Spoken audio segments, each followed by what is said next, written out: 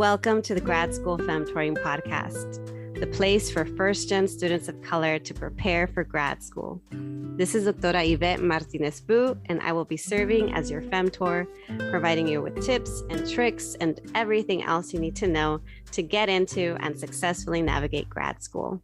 For over 10 years, I've been helping first-gen students of color get into top grad programs in their field, and I'm really excited to support you on your academic journey too. Before starting today's episode, I have another quick announcement. Today's announcement is to remind you to fill out my Grad School Femtoring Podcast listener survey. I'm going to have it up through the end of October. So on November 1st, I will no longer have it available. I appreciate all the feedback that I've been receiving. It helps me to prepare for the next calendar year of recordings, for the future guests that I get to invite on the show, and the future topics that I'm going to have. So thank you so much for your time. And for those of you that filled it out, I really appreciate it. And then the other reminder is to encourage you to sign up for my Grad School Femtoring newsletter, where I share insights all about grad school, sustainable productivity, and personal development. This week, I shared a newsletter all about the topic of how I lost my creativity in grad school and how I'm regaining it now. And then I share strategies on how you can incorporate a little bit more creativity in your own academic work. So yeah, I hope that for those of y'all that are part of my newsletter, that you're enjoying my recent writings, my recent kind of musings. And then the last thing that I wanted to mention is that this week we have a replay episode. It's all about time management and how to regain motivation in an era of online work. This was originally aired in May 2020, but it's actually a very popular episode. It has a lot more plays than the usual episode. And I think that's because this transition to online work has not changed. Some of us have hybrid courses. Some of us have online courses. Some of us still have work in an online capacity to this day. 2+ years into the pandemic, we are still dealing with this. And also, burnout is still a big thing for a lot of us. A lot of us are overworked. A lot of us are struggling to maintain focus and motivation. So I thought I'd remind you of some strategies to manage all of that, because the information I shared then is still applicable now. The other reason why I am doing a replay is because I just need a little bit of a podcasting break.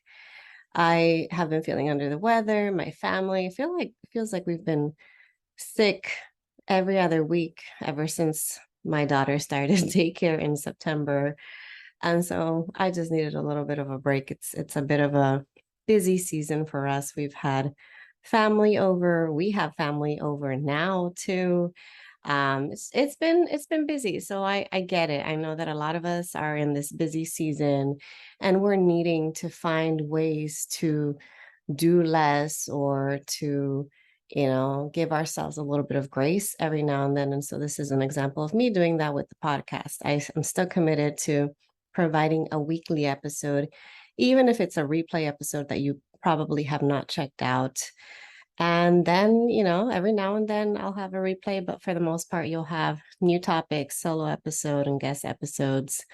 And if you have any ideas, if there's ever any topic that you are waiting to hear about, don't hesitate to reach out. That's it for today. I hope y'all enjoy the replay, and I will talk to you all next time. Hi, everyone. Today's episode is on time management and staying focused in an era of online work. Why am I talking about this? Because over the last 8 or 9 weeks that I've been working with my students in the quarter system, a key issue that keeps coming up for all of them over and over again is the issue of a lack of focus, a lack of motivation, and struggling with their time management now that the pandemic hit and they've had to transition to online schooling, online work. And so I wanted to talk about this issue and offer some tips. I've got 14 tips that I've pulled in terms of things that are useful to me or has been useful to my students thus far. And I think it will be useful for you, even if you're in the semester system and the academic year is over. You may have summer session classes.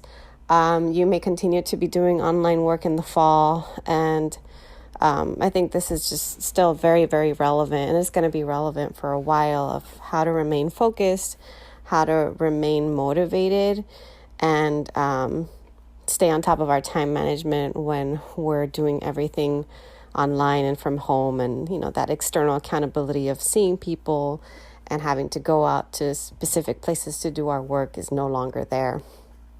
And so what's going on?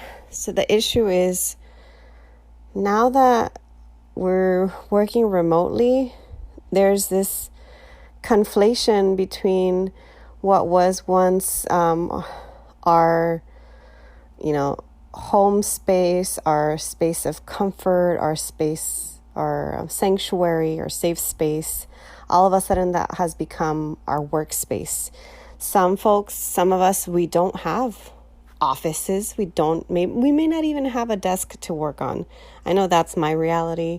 A lot of folks, are in shared spaces, so they share rooms. And so it's really hard to distinguish between when you're working and when you're lounging, when you're working and when you're resting. And it makes it really hard on students. Additionally, a lot of classes are asynchronous, which means that you're not going to a live class with other students. You're listening to pre-recorded lectures, which decreases that accountability when you know that no one's holding you accountable, no one's taking attendance. Are you really gonna want to go and listen to that lecture if you can do something else? You can watch Netflix, go take a walk, have a long lunch, or do anything but listen to that lecture. So that's what's going on right now. It's really hard to focus when this is all so new and when you're not in an ideal work setting. So what can you do? There are a few things that you can do. I think I want to talk about first, just getting back to the basics. When it comes to time management and productivity, you want to make sure you're using a calendar or a planner. Some folks, believe it or not, don't, and I actually know a couple of students who everything is in their head. They don't write down when they have classes. They don't write down when they have things due. Somehow, I don't know how they do it, but they say that everything's in their head and they remember and they know when things are due and they get it done. I don't advocate for that. Even if you have a really excellent memory, I just don't think it's wise to try to keep everything in your head. I do recommend using a calendar. And then some folks use calendars, but they don't use them to the best, in the most efficient way. They may just use a calendar to include their class times and their mandatory meetings, and that's it. I recommend, and this is where the type A side of me comes out, I recommend writing out what you need to do every hour and what you plan to do every hour during your work time. So I also recommend setting work hours. So when are you on and off? When are you actually working and when are you resting? And so you want to include the classes, you want to include your meetings, you want to include your deadlines, but also you want to include the time that you're studying, the time that you're doing homework, the time that you generally need to get work done. And it can include personal things too. If you need to work on, medical paperwork, or you need to, what could come up, pay bills. You need to, take a break and go take a walk. You want to include work time, study time, break time, time to eat. So as much as you can plan out your day, do that. And then, so that's the thing. So even some of my students who are really good with time management pre-pandemic are struggling with their time management now. And why? What's going on? The thing is that their old ways are not working. So now they're doing everything I'm telling them to do. They're using the calendar, they're using their planner, they're filling it out every hour. And then at the end of the day or at the end of the week, they go back to their planner and realize they did nothing in the way that they said that they would do it. Like everything was thrown off. They didn't even rely on their calendar. They just kind of winged it and did things at the last minute because of the pressure of deadlines, or they missed deadlines and asked for extensions, or missed deadlines, didn't notify their professors, and are now worried about their grades. That's what's going on. So the answer is not, oh, just go back to using a calendar or planner, easy as that. No, I know that's not the one thing that's going to help you out. I think there's an extra step that I recommend that you take that maybe you have never tried out before, that I actually do regularly. And it's something that I call reverse planning. I don't know if this is an actual term that exists out there. Maybe it's a term that I coined, who knows? But reverse planning is the process of, let's say, on a Sunday night or on a Monday morning, you are scheduling out everything every hour for that week. And then at the end of the week, you go back and you look at your calendar, your planner, and you say, oh my goodness, I hardly did anything the way that I did, the way that I said that I would do it. I actually recommend going at the end of the day, at the end of your work day, whatever time you clock out. Let's say it's 5 p.m. or 8 p.m. or whatever. Before you finish your day, go back to your calendar. It could be a Google Calendar, online calendar, planner. I recommend using a pencil or erasable pen because you're going to be making changes. Reverse planning is at the end of the day looking at it and making changes and actually writing out what you did do and how you did use up your time. So that means, okay, you said you were going to have a meeting 10 to 11. And you did have that meeting 10 to 11. But then 11 to noon, you said you were going to start working on homework for your history class. And 11 to noon, you were so drained from that meeting that you ended up having an early lunch. And then your early lunch turned into an extended lunch. And all of a sudden, you missed that time to do your homework. So then you write out lunch instead of lunch for half an hour or 1 hour. Lunch was 2 hours. And maybe in the afternoon, you were supposed to do something else and you didn't. And instead you worked on something different and it took you longer than you thought. Okay, write out that other thing that you did and how long it took you. And maybe in the evening you told yourself, oh, I need to do X, Y, and Z. But you were so exhausted, so unmotivated, or just feeling down, just struggling with a lack of focus that you didn't do any of it. What did you do instead? Were you on Netflix? Were you just kind of hanging out? Were you checking in with a friend? Whatever it is that you did, write it down in the hour slots that it took. And it may seem like a lot of work at first, but after a while, it's going to get really easy to just quickly kind of change, update your calendar to include what you actually did do. And why even do this? So one thing is it forces you to own up to what you're actually doing. And that is hard to do. It sometimes induces feelings of shame because you feel guilty for not doing everything you said you were going to do. You feel guilty for taking a longer break. You feel guilty for feeling unmotivated and doing less than usual. But keep in mind, doing less than usual is completely normal given our circumstances. We cannot compare ourselves to our pre-pandemic productive ways. And so what I want you to do is I want to help you develop a routine and develop a plan so that you do just enough to get by, just enough so that you continue to do well. But it's still not going to be to the same level or same extent that you were doing before. So I want you to survive these times, to manage, but I don't think you should be trying to do your best right now, it's because that's really hard. So reverse planning will help you identify habits.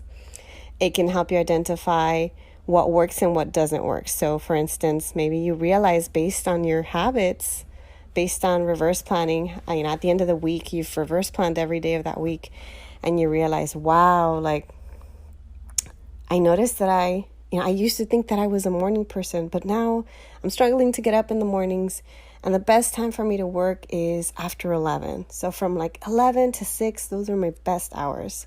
So then in the future, now you know when you're doing your planning, those are your work hours. The day that I had a really good day was the day that I made sure that I took breaks. I took like 2 half-hour breaks, or that was the day that I used timers. And then you realize, okay, timers worked, so let me do that again. Or maybe you realize, wow, Mondays I really struggle with getting work done. I think I'm just struggling to get back into the routine after having a weekend of not really doing much. So then Mondays, maybe I should plan to do less on Mondays and try to do more on Tuesdays, because Tuesdays I tend to do better on Tuesdays.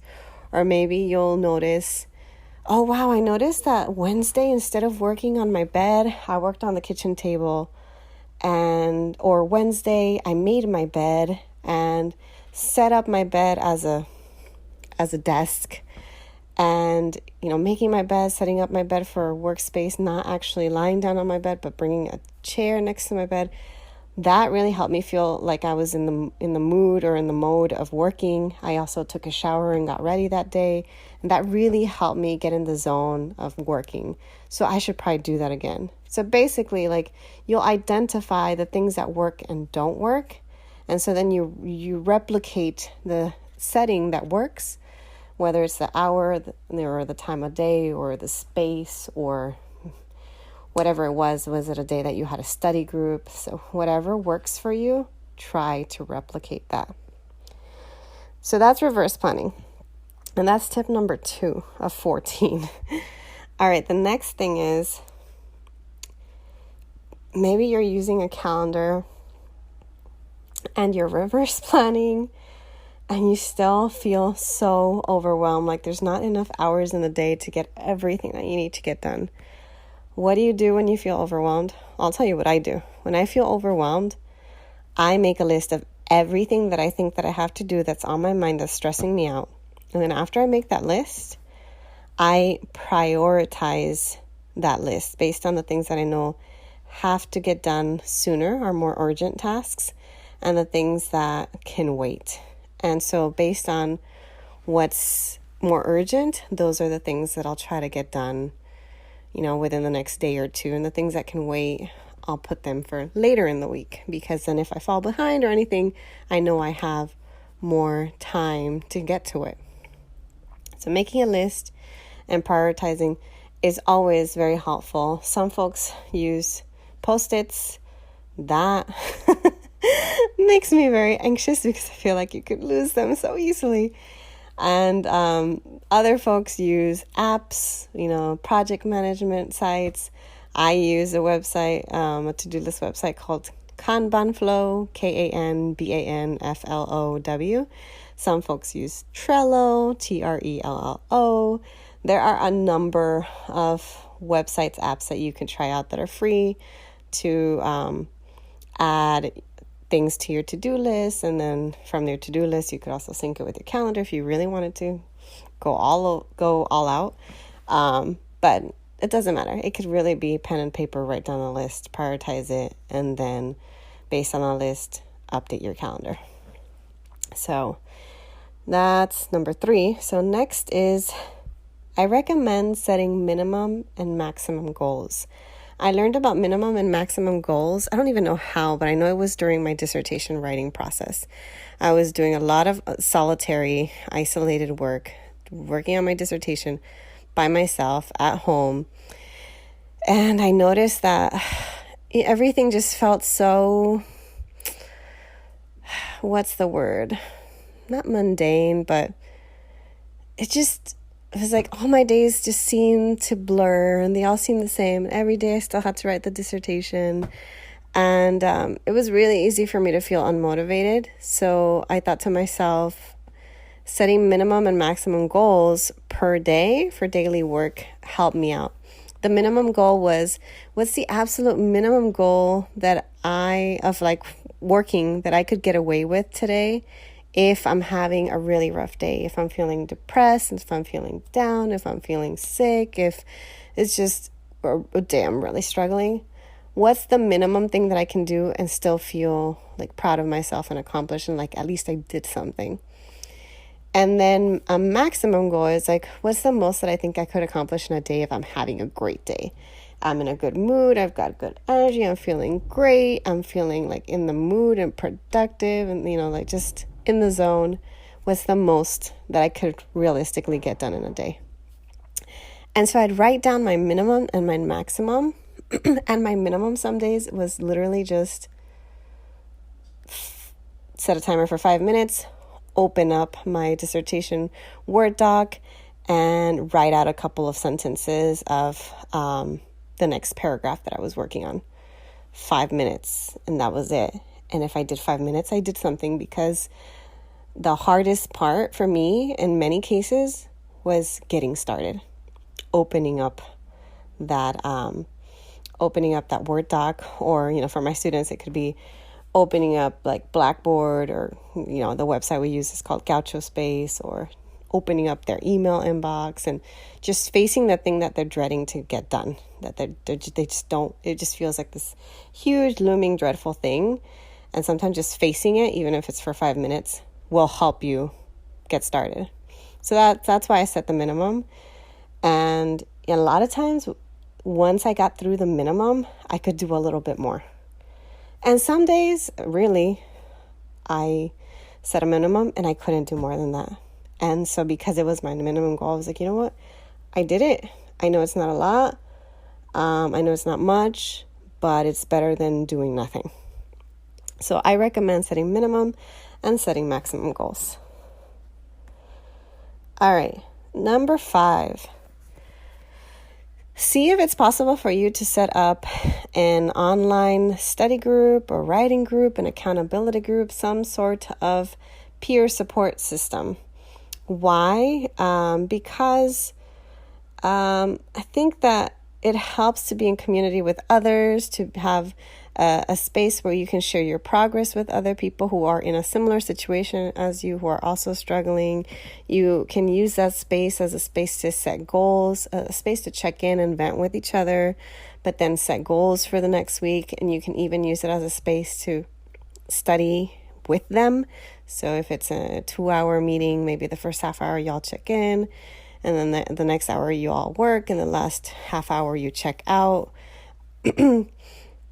I know I have an accountability group for some projects that I'm working on, and during that accountability group, we do that. We check in at the beginning, see how we're doing, how we did with regard to our goals from the last week, and then we set a timer, a Pomodoro timer, which means we work for 25 minutes, and then we take 5 minutes off as a break to see how we're doing. And, we could work again for another 25 minutes if we have the time. If not, then we check out by, letting each other know what our goals are for the following week. So I highly recommend some sort of peer support system, peer group, accountability group, study group, writing group, whatever it is that you need. And once you set it up, prioritizing it, because it's really easy if it's just a study group to, cancel on them because you're like, well, it's not actually like a class where I'm getting credit for it, so I don't really have to do it. I don't really feel like it today. It's really easy to let it go and not take it seriously. So if you do join one, or if you do set one up, try to take it seriously. Okay. And then maybe you're not into study groups. Maybe you don't have anybody that you feel comfortable reaching out to. How else do you hold yourself accountable? Another thing you could try out, number 6, is setting up some sort of reward system. A reward system could be something as basic as getting yourself stickers and giving yourself a sticker for every task that you accomplish that day. Or it could mean, taking extra breaks. The more you get done, the more breaks you get.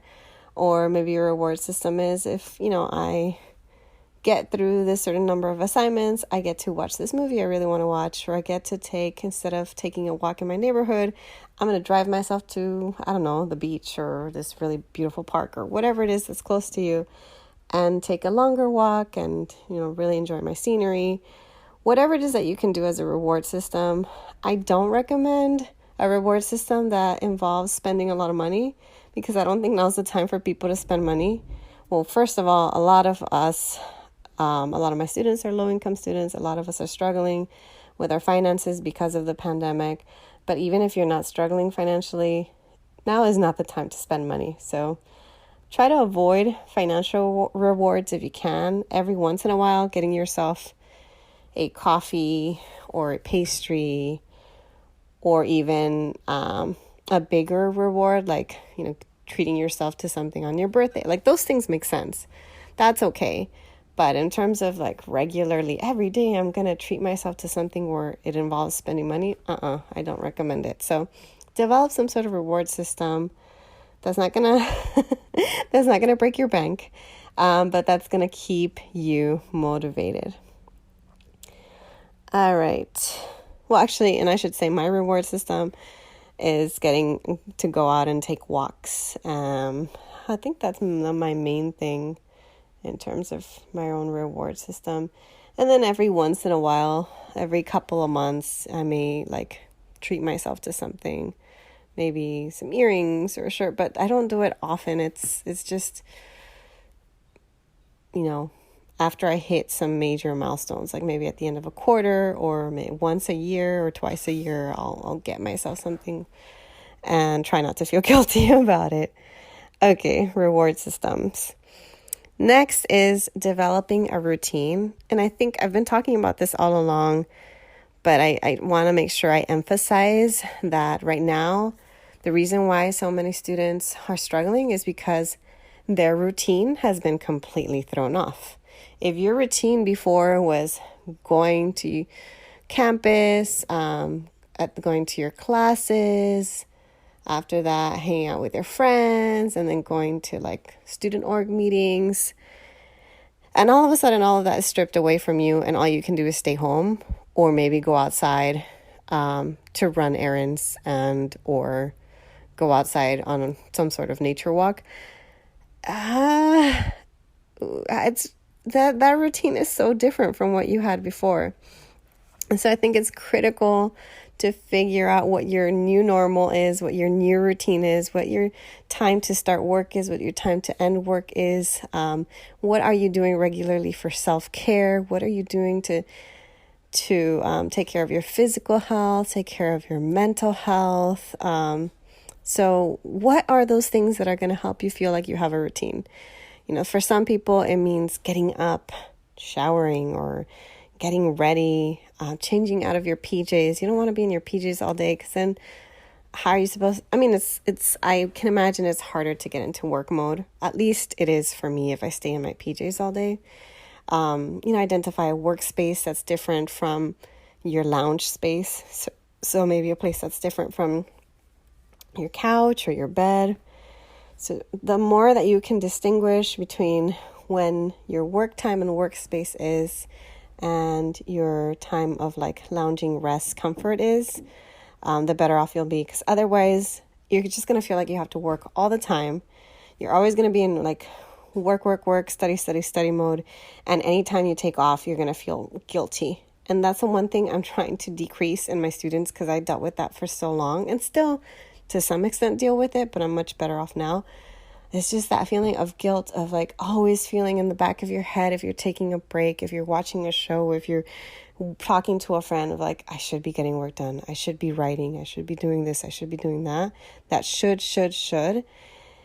is a really, it's a negative loop that never ends.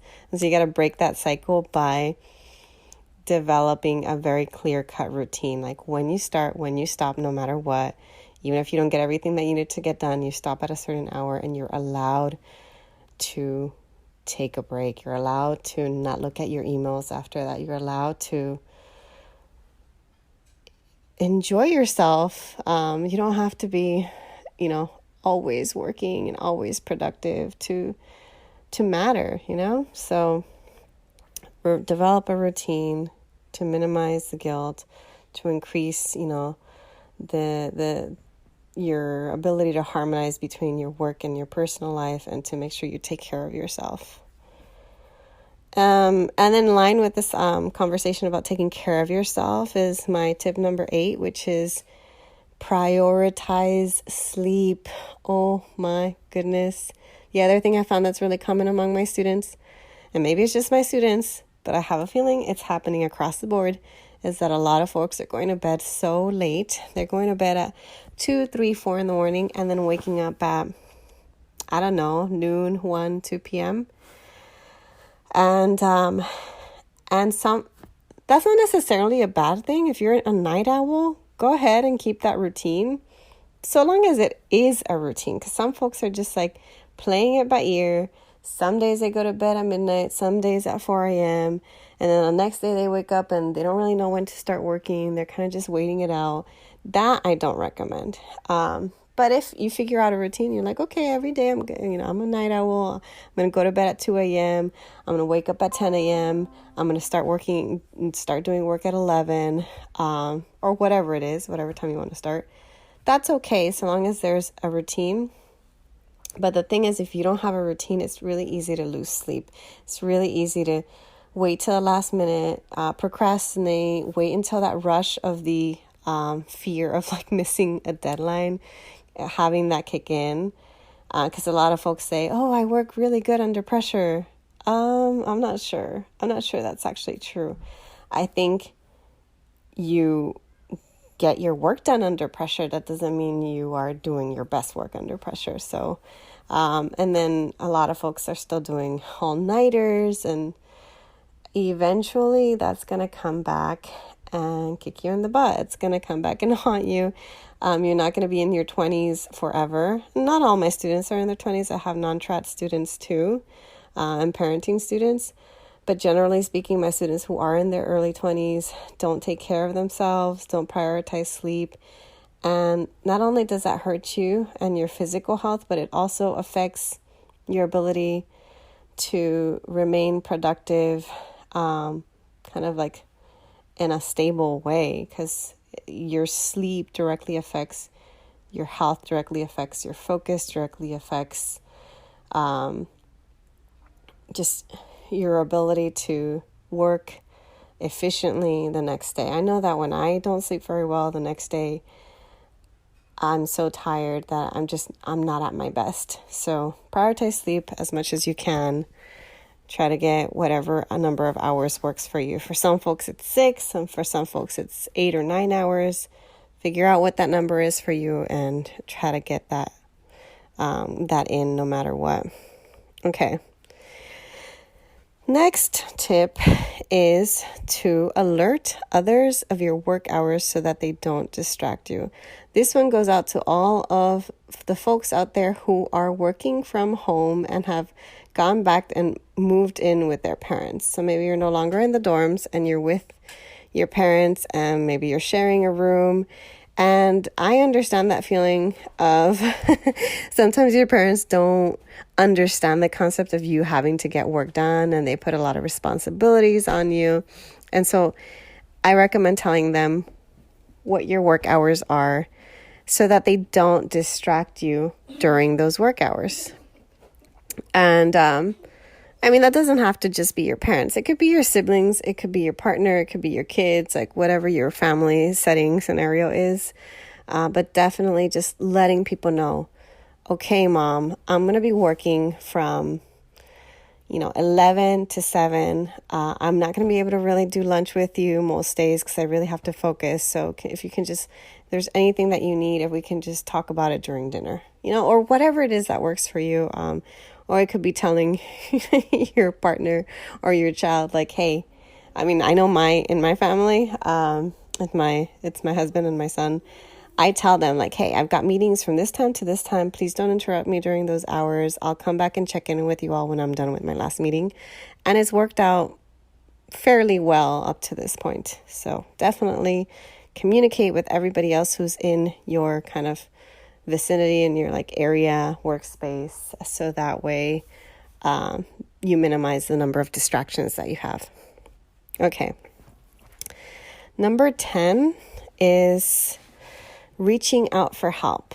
So I haven't really talked about how some of my students are not only struggling with their focus and their motivation, but they're actually struggling with their mental health too. So if you are already susceptible to dealing with depression or anxiety, having to stay home, having your circumstances change, perhaps a family member got sick, perhaps family members are losing jobs. Those are very real, very scary, very triggering incidents.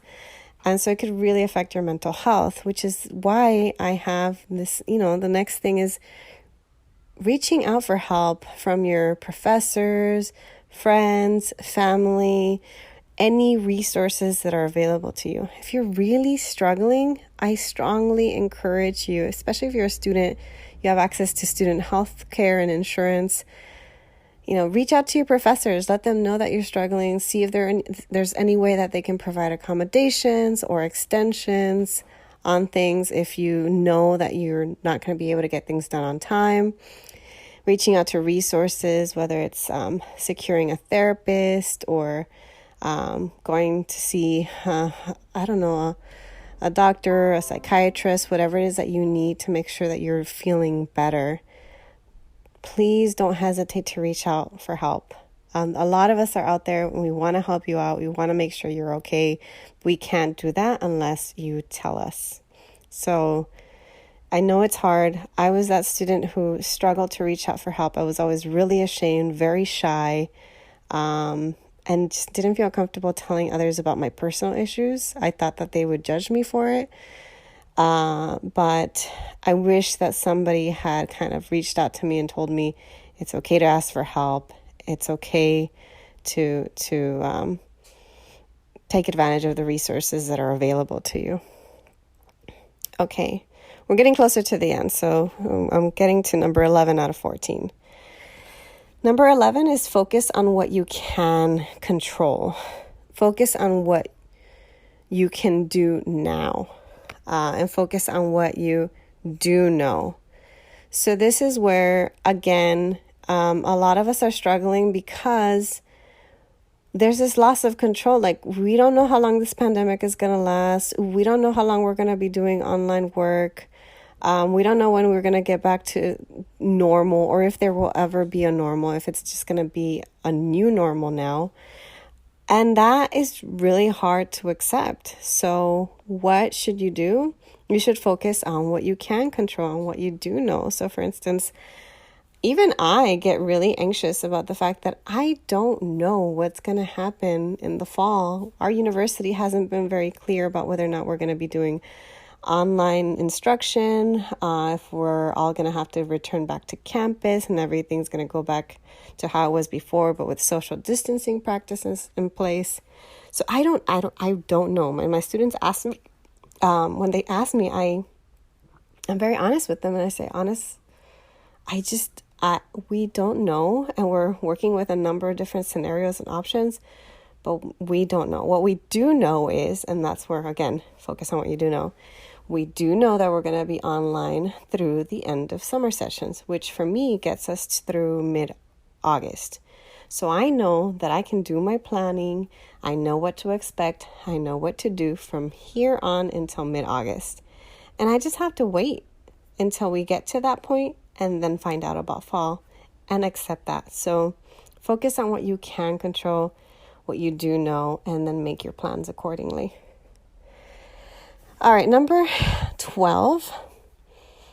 And again, this is going back to struggling with your mental health, or struggling, feeling more down than usual, feeling more unmotivated than usual.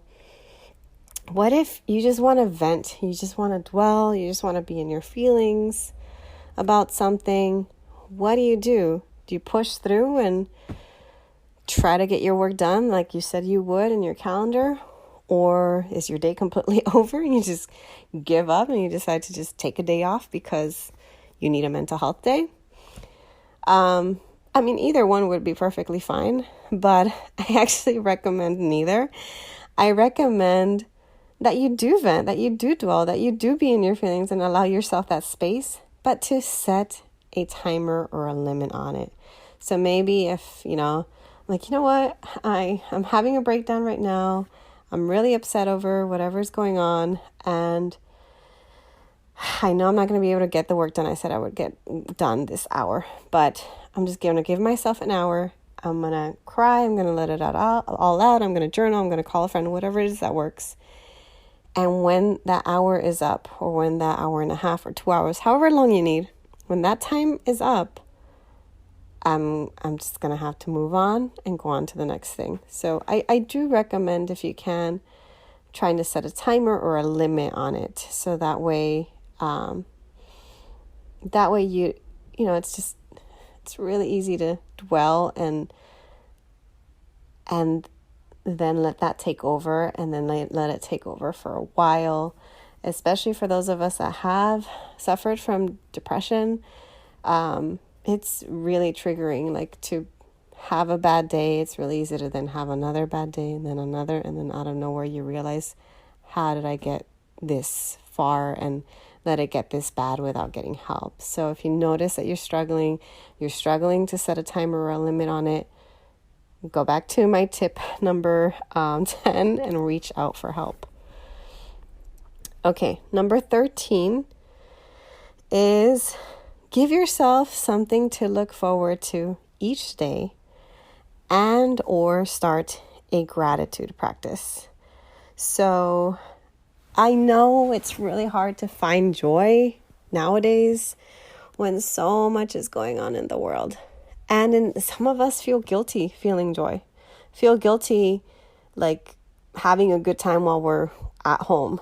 And I don't think you should feel guilty. I think you should try to find things that make you happy, even in your struggles, even in,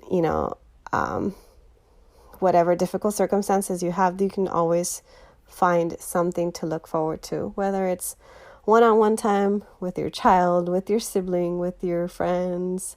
It could be social distance time. It could be one-on-one time over Zoom or Skype or whatever.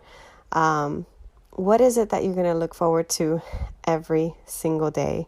And in terms of the gratitude practice, this is completely optional, obviously, but I don't do it as much now. My gratitude practice is more just finding a time each day and reminding myself of at least 3 things that I'm grateful for. That's what I do now. But what I did in grad school was I had a gratitude Google Doc that I shared with a friend.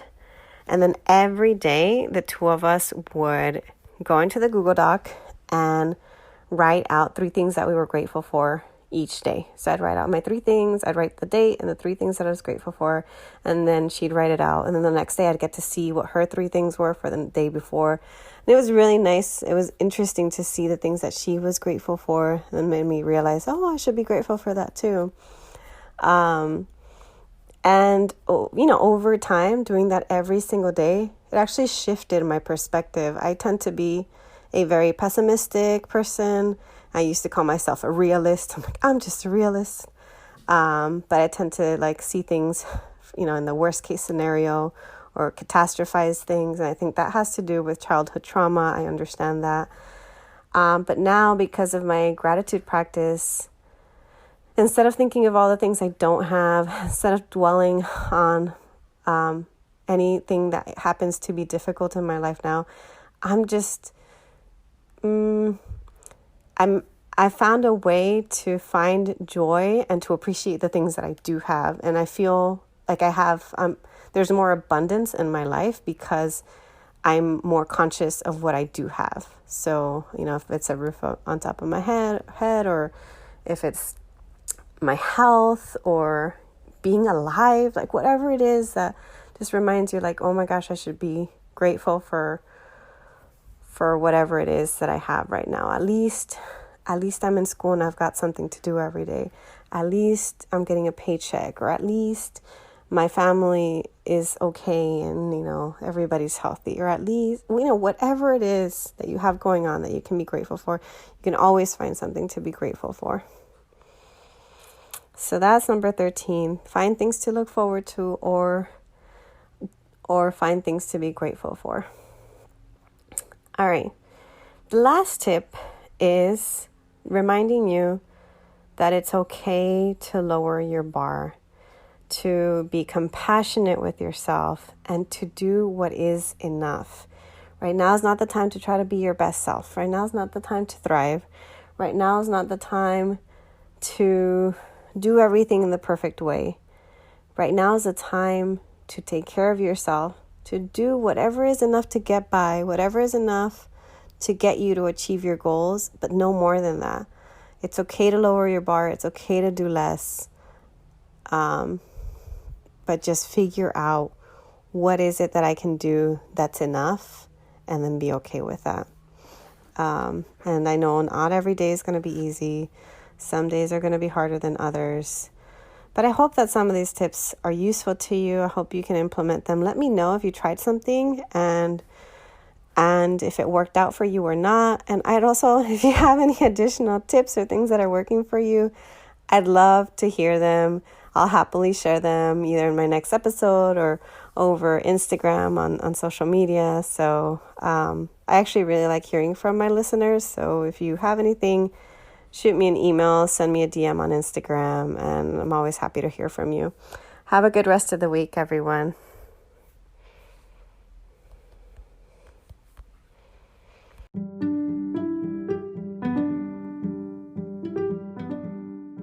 Thanks so much for joining me in the Grad School Femtoring Podcast. If you liked what you heard, here are 3 ways you can support the show. The first is to make sure you're subscribed and leave a review of the podcast. If you leave me a review on Apple Podcasts, you become eligible for a free half-hour coaching session with me. Yes, that's right, 1 free session. Once you leave a review, you can email me a screenshot and I'll send you a link to sign up. The second way to show your love is to get yourself a copy of my free 15-page Grad School Femtoring kit, which includes resources on research, organization, grad school, and career prep. Go to gradschoolfemtoring.com/kit to get it today. The third and last way to support my show is to follow me on social media. I am on Instagram, LinkedIn, Facebook, Twitter, and occasionally TikTok with the handle @Grad School Femtoring. Thanks again, and until next time.